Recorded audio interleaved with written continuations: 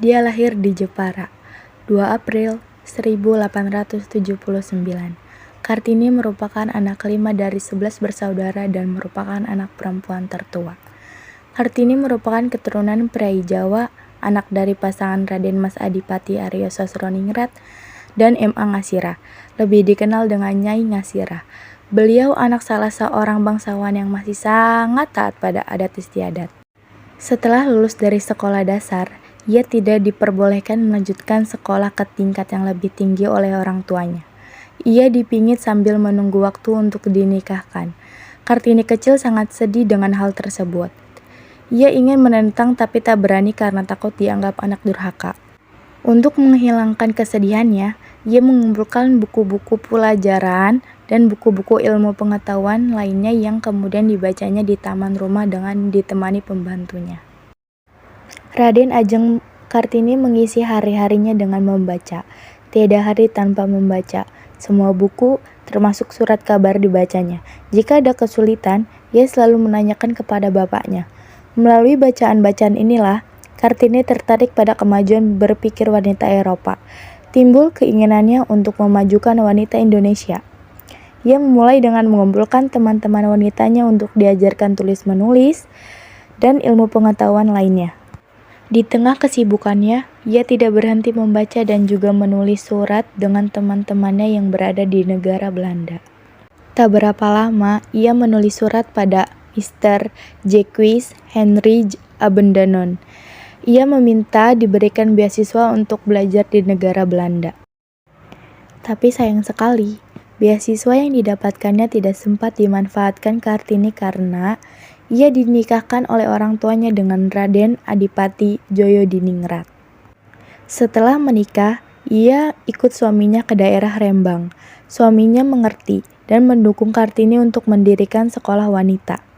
Berkat kegigihannya, Kartini berhasil mendirikan sekolah wanita di Semarang, Surabaya, Yogyakarta, Malang, Madiun, Cirebon, dan daerah lainnya. Nama sekolah tersebut adalah Sekolah Kartini. Raden Ajeng Kartini sendiri adalah pahlawan yang mengambil tempat tersendiri di hati kita dengan segala cita-cita, tekad, dan perbuatannya.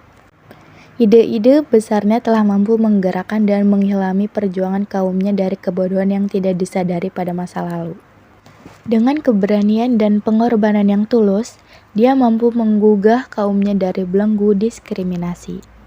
Nah, pada tanggal 13 September 1904, Raden Ajeng Kartini melahirkan seorang bayi laki-laki yang diberi nama Singgih atau RM, Soesalit, atau biasa dikenal dengan Soesalit Djojo Adiningrat.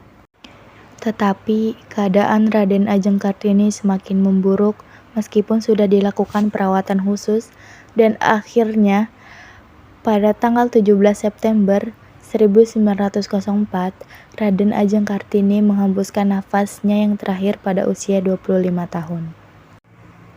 Kini, Raden Ajeng Kartini telah tiada.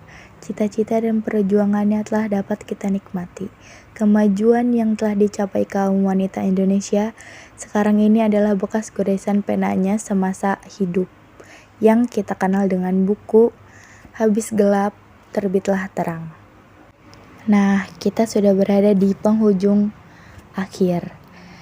Kartini sebagai pahlawan kemerdekaan nasional sekaligus menetapkan hari lahir Kartini tanggal 21 April untuk diperingati setiap tahun sebagai hari besar yang kemudian dikenal sebagai Hari Kartini. Raden Ajeng Kartini sendiri adalah pahlawan yang mengambil tempat tersendiri di hati kita dengan cita-cita, tekad, dan perbuatannya. Bagi wanita sendiri, dengan upaya awalnya itu, kini kaum wanita di negeri ini telah menikmati apa yang disebut persamaan hak. Dan inilah gambaran-gambaran foto Raden Ajeng Kartini dan kedua orang tuanya. Gotta find my way to you, even though you're next to me. No matter what I do, your heart is drifting.